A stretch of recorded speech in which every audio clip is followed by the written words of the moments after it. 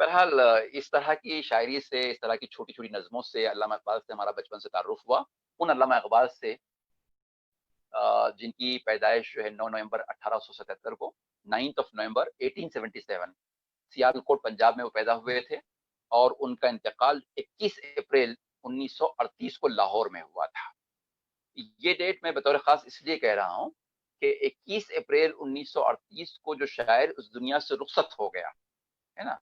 तो वो एक तरीके से अगर देखा जाए तो उस वक़्त के जो हालात थे, वो हालात हमारे ज़हन में रहे हैं।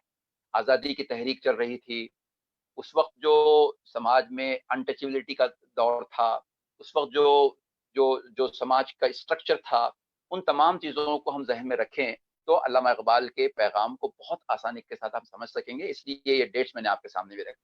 हुँ, बहरहाल ये अलग बात है कि अल्लामा इक़बाल को लोग आम तौर पर सिर्फ़ नई नस्ल जो है एक शायर की हैसियत से जानती है, लेकिन शायरी तो बहुत सारी किस्म की होती है। अल्लामा इक़बाल की शायरी इस माना में मुख्तलिफ है कि उन्होंने अपने अशार के ज़रिए से, अपने कपलेट्स के ज़रिए से बहुत ही अहम मैसेजेस इंसानियत के नाम पेश किए हैं। उन मैसेजेस को भी समझना बहुत ज़रूरी है और इस लिहाज से अगर हम देखें तो बहुत ही आला इंसानी अक़दार उनके कलाम में, उनके पैगाम में शामिल हैं। और बाज़ लोग उन्हें शायर मशरिक़ कहते हैं, मशरिक़ का शायर कहते हैं, यहाँ की फ़िक्र जो है उसका अक्कास शायर कहते हैं, बाज़ लोग उनको शायर इस्लाम भी कहते हैं। बहरहाल ये बात अहम है कि दौरे हाज़िर में अल्लामा इक़बाल ने अपनी शायरी के ज़रिए से, अपने कलाम के ज़रिए से और अपनी पैगाम के ज़रिए से जो अनमिट नुक़ूश छोड़े हैं, वो इतने गहरे हैं कि शायद ही कोई उसका और मुक़ाबला कर सके। उनकी जो मशहूर किताबें हैं, the list of the books that he composed includes बांगे दरा, ज़रबे कलीम, असरार खुदी, रमूज़ बेखुदी, जावेदनामा और भी बहुत सारी किताबें हैं और बाज़ उनके जो खतूत भी हैं, उनमें भी बड़ी अहम बातें पेश की गई है। बाज़ उनके खुतबात हैं, एड्रेसेस हैं जो उन्होंने मुख्तलिफ मकामात पे पेश किए, वो एड्रेसेस की भी अपनी पूरी अहमियत है। और इस हवाले से अगर देखा जाए, तो अल्लामा इक़बाल जो है आज के इस दौर में हम जहाँ जाएँ, जिस फंक्शन में जाएँ, चाहे वो सियासी जलसा हो, चाहे अदबी जलसा हो, चाहे मज़हबी जलसा हो, अल्लामा इक़बाल जो है एक रेफ़रेंस के पॉइंट हमको महसूस होते हैं। जी। लोग उनके अशआर को बड़े फ़ख्र के साथ, बड़े एतमाद के साथ कोट करते हुए हमको दिखाई देते हैं। इसमें कोई मसलक का सवाल नहीं है, कोई फ़िरक़े का सवाल नहीं है, सब लोग उनके अशआर को हम इस्तेमाल करते हुए देखते हैं। अ, आज के इस दौर के एक और शायर है अबुल मुजाहिद ज़ाहिद। उन्होंने एक बात कही, उन्होंने हमको एक पैगाम दिया था, सारे लोगों को एक पैगाम दिया था। वो कहते हैं कि लोग चुन लें जिसकी तहरीरें हवालों के लिए, लोग चुन लें जिसकी तहरीरें हवालों के लिए, ज़िंदगी की वो किताबें मोतबर हो जाएँगे। यानी वो चाहते हैं कि एक-एक शख्स जो है एक ऑथेंटिक बुक बन जाए, एक ऐसी बुक जिसको लोग रेफ़र कर सकें। तो अल्लामा इक़बाल अल्हम्दुलिल्लाह हमारे इस दौर में और आने वाले दौर में भी एक ऑथेंटिक बुक साबित हो रहे हैं और होते रहेंगे इंशाअल्लाह ताला, कि लोग उनको रेफ़रेंस के तौर पर इस्तेमाल करते आए हैं और करते रहे हैं। अब आप देखिए कि एक ऐसा शख्स जो जिसको हम हवाले के लिए इस्तेमाल करते हैं, रेफ़रेंस के लिए इस्तेमाल करते हैं, अपनी बात में ज़ोर पैदा करने के लिए करते हैं। क्या आज के इस दौर में वो हमारे लिए एक ऐसी मुकम्मल रहनुमाई भी रखता है कि जो आज के मसाइल से निमटने में, आज के मसाइल से नबरूद आज़मा होने में, आज के प्रॉब्लम्स को सॉल्व करने में हमारी मदद कर सके? That's the main question that we want to discuss today. क्योंकि इक़बाल, इसमें कोई शक नहीं कि बहुत बड़ा नाम है, लेकिन ये 20वीं सदी का नाम है ना? 1938 में उनका इंतकाल हो गया, ज़ाहिर है कि उनका ताल्लुक जो है वो ज़्यादा से ज़्यादा 20वीं सदी से। अब 21वीं सदी में हम इस वक़्त कदम रख चुके हैं, काफ़ी आगे बढ़ चुके हैं और ज़ाहिर है कि ज़माना कभी रुकता नहीं है, वो हमेशा आगे की जानिब बढ़ता जाता है। जैसा कि फ़िराक़ ने कहा था कि कर्नों के मिटाने से मिटे हैं न मिटेंगे, हम ज़िंदा थे, हम ज़िंदा हैं, हम ज़िंदा रहेंगे। तो इंसानियत का जो क़ाफ़ला है वो आगे बढ़ता जाता है। क्या ऐसे में जबकि इंसानियत का ये काफ़िला 1 सदी आगे बढ़ गया है, लगभग 1 सदी आगे बढ़ गया है, क्या ऐसे में अल्लामा इक़बाल के कलाम की, उनके पैगाम की जो रेलेवेंस है, जो मानवियत है, वो बाक़ी है? एक बहुत अहम सवाल हमारे सामने उभर कर आता है।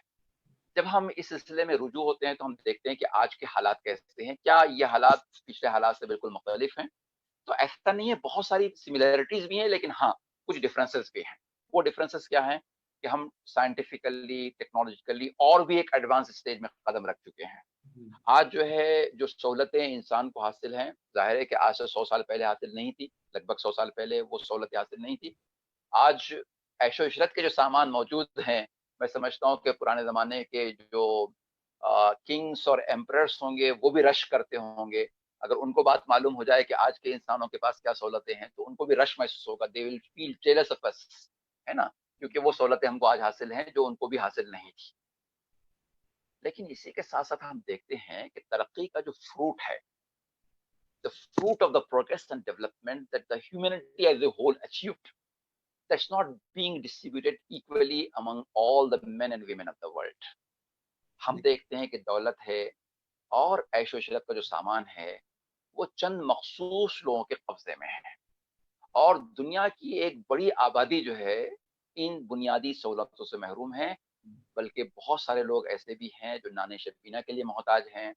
کیونکہ ہمارے نوجوان ساتھی ہمارے ساتھ جڑے ہوئے ہیں تو ان کو سمجھانے کے لیے میں کہوں کہ جن کو ایک ٹائم کا کھانا بھی میسر نہیں ہے نا، جو بھوکے زندگی گزارنے پر مجبور ہیں، فاقوں کے ساتھ زندگی گزارنے پر مجبور ہیں، جو جن کی زندگی میں اسٹارویشنز ہیں، ہے نا. ہیوز اور ہیو ناٹس یہ تو ہمیشہ سے دو طبقے رہے ہیں، لیکن آج جو ہے جو ہیو ناٹس ہیں وہ ایک بڑی اکثریت میں ہم کو، بڑی تعداد میں ہم کو نظر آتے ہیں. اور اس کی وجہ یہ ہے بنیادی طور پر کہ جو ہیوز ہیں ان کی تعداد اگرچہ کہ لمیٹڈ ہے، پرپورشنلٹی اگر دیکھیں تو لمیٹڈ ہے، لیکن ان کے پاس دولت کا ایک بڑا حصہ ان کے پاس کسی نہ کسی طریقے سے پہنچ چکا ہے. تو ان حالات میں، اور پھر یہ کہ اسی کے ساتھ ساتھ ہم دیکھ رہے ہیں کہ بہت سارے مظالم ہیں، ناانصافیاں ہیں، اور ظلم اور بربریت ہے، اور جان و مال اور عزت آبرو کے ساتھ کھلواڑ ہے، اور ان سے اس طرح کے واقعات سے اخبارات بھرے پڑے ہوئے ہیں. تو ان حالات میں جبکہ انسانیت جو ہے ترقی کے لحاظ سے کافی آگے بھی بڑھ چکی ہے، لیکن اس کے باوجود بھی اخلاقی گراوٹ کی جو حد ہے وہ یہ ہے، ویلیو ایروجن کا ایک زمانہ ہے، ایسا زمانہ ہے کہ جس کو الفاظ میں بیان کرنا بھی مشکل ہے. بعض واقعات پہ ہم کو شرم بھی محسوس ہوتی ہے. ایسے حالات میں علامہ اقبال کیا پیغام ہمارے لیے اپنے پاس رکھتے ہیں، اس پر ہم کو غور کرنے کی ضرورت ہے. صحیح بات. دیکھیے لگ بھگ ایسا ہی سوال علامہ اقبال نے اپنے ان حالات سے پریشان ہو کر حضور اکرم حضرت محمد مصطفیٰ صلی اللہ علیہ وسلم کے دربار میں ایسا ہی سوال پیش کیا تھا. بڑا معصومانہ سوال تھا ان کا، اور انہوں نے یہ بات کہی تھی کہ اس راز کو افاش کر اے روح محمد، اس راز کو افاش کر اے روح محمد، کہ آیات الہی کا نگہباں کدھر جائے، کہاں جائیں گے وہ لوگ جو حق پر چلنے والے ہیں، وہ لوگ جو سچائی کا ساتھ دینے والے ہیں، وہ لوگ جو ساری ہیومینٹی کو ساتھ میں لے کر چلنا چاہتے ہیں. ان کے سامنے اتنے آڈس ہیں، ان کے سامنے اتنی مشکلات ہیں، اتنے باٹل نیکس ہیں کہ ان کو راہ سجائی نہیں دیتی ہے کہ وہ کیا کرے، کدھر کی طرف جائیں. یہ سوال خود علامہ اقبال نے اس زمانے میں، اپنے زمانے میں حضور اکرم صلی اللہ علیہ وسلم کے سامنے پیش کیا تھا. اور اگر ہم غور کریں، ہم ان کی تعلیمات پہ غور کریں، علامہ اقبال کے کلام کو بغور پڑھیں، تو ہم کو ایک بات محسوس ہوتی ہے کہ انہوں نے جب یہ سوال پیش کیا ہوگا تو پھر آپ صلی اللہ علیہ وسلم کی تعلیمات پر اور اسلام کی تعلیمات پر اور قرآن کی تعلیمات پر غور و خوض کیا ہوگا.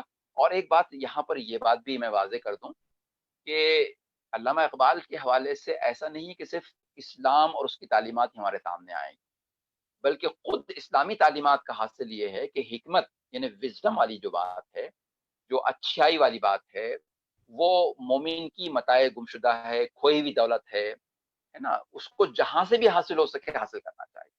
یہ نہیں دیکھنا چاہیے کہ کون دے رہا ہے، اچھی بات کوئی دے، ہے نا، اس کا تعلق کسی مذہب سے ہو، کسی ذات سے ہو، کسی دھرم سے ہو، اس کو ہم کو حاصل کرنا چاہیے.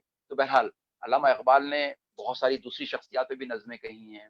انہوں نے ایک جہاں تھوڑا جہاں اچھائی دیکھی. چاہوں گا، یہ جو کرنٹ ابھی جو آپ نے جو شعر سنایا جس میں انہوں نے جو جی ہے پوچھا ہے، تو اس جی کا کہیں نہ کہیں انہوں نے آگے اس کا ایک تبصرہ بتایا ہے کہ بھئی کیونکہ یہ بڑا ہی ریلیونٹ آج کی ڈیٹ میں ہے کہ آپ کی جو آئیڈینٹی ہے دیٹ از آن ٹارگیٹ. جو جی حق چلنے والے ہیں، جو سچ بولنے والے ہیں، irrespective of any religion, any caste، Muslims میں بھی ہے، غیر مسلمس میں بھی ہم بہت ساری چیزیں دیکھتے ہیں.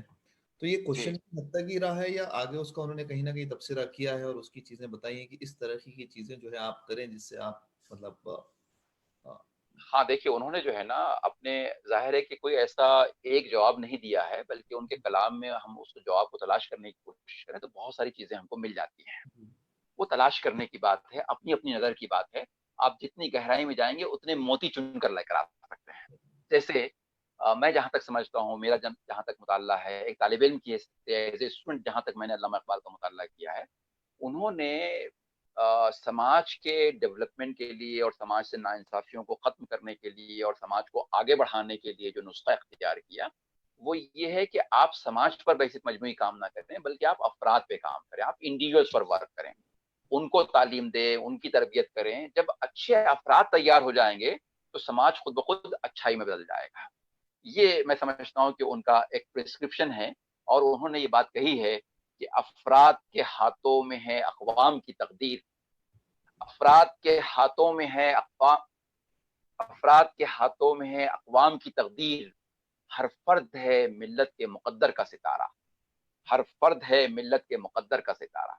एक-एक शख़्स जो है, वो मिल्लत के मुस्तक़बिल को, मुआशरे के मुस्तक़बिल को, समाज के मुस्तक़बिल को, मुल्क के मुस्तक़बिल को बनाने के लिए ज़िम्मेदार करार दिया जा सकता है। तो आप अफ़राद पे काम करें, अफ़राद अगर बुलंद मर्तबे पर कायम हो जाएँ, तो समाज खुद ब खुद बुलंद हो जाएगा, खुद ब खुद आगे बढ़ जाएगा। बड़ी प्यारी बात है ये। एक अब लेकिन जब जैसे ही मैंने इस शेर को पढ़ा है, अफ़राद के हाथों में है अक़वाम की तक़दीर, हर फ़र्द है मिल्लत के मुक़द्दर का सितारा। तो हो सकता है कि हमारे साथ जो इस वक़्त लोग जुड़े हुए हैं, उनमें से बाज़ लोगों के ज़हन में ये सवाल हो पैदा हो, तब इसमें तो इन्फ़रादियत पर या इंडिविजुअलिटी पर बहुत ज़्यादा ज़ोर महसूस होता है। तो फिर क्या इज्तिमाइयत की कोई अहमियत नहीं है, इत्तेहाद की कोई अहमियत नहीं है? क्योंकि खुद अल्लामा इक़बाल ने किसी मौके से ये बात भी कही थी कि फ़र्द कायम रब्त मिल्लत से है, फ़र्द कायम रब्त मिल्लत से है, तन्हा कुछ नहीं। मौज है दरिया में और बैरूने दरिया कुछ नहीं। बेहतरीन। देखिए हाँ, जिस जिस शायर ने एक-एक फ़र्द की तालीम और तरबियत पर ज़ोर दिया है, वही शायर इज्तिमाइयत पे भी ज़ोर देता है। वो ये कहता है कि फ़र्द कायम रब्त मिल्लत से है, तन्हा कुछ नहीं, मौज है दरिया में और बैरूने दरिया कुछ नहीं। तो हो सकता है कि बाज़ लोगों के ज़हन में ये पैदा हो कि कहीं खुद अल्लामा इक़बाल के ख़यालात में टकराव तो नहीं है, कहीं कोई तज़ाद तो नहीं है।